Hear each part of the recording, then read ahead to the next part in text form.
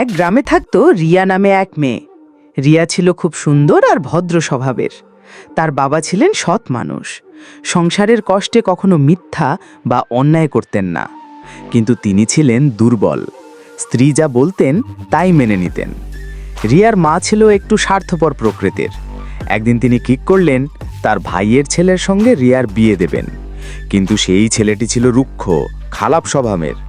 রিয়া তাকে একেবারেই পছন্দ করত না। সে বারবার বলতো, আম্মা, আমি ওর সঙ্গে সুখী হতে পারবো না, দয়া করে আমাকে জোর করবেন না। কিন্তু রিয়ার মা শোনেননি, আর বাবা মেয়ের কষ্ট বুঝলেও কিছু বলতে পারলেন না, কারণ তিনি সব সময় স্ত্রীর কথাই মানতেন। রিয়া খুব কষ্ট পেত, শুধু একটাই স্বপ্ন দেখত, তার জীবনে একদিন আসবে সেই মানুষ যাকে সে প্রতিদিন স্বপ্নে দেখে, এক সাহসী, সৎ, দয়ালু রাজকুমার, যে তাকে সত্যিকারের ভালোবাসবে।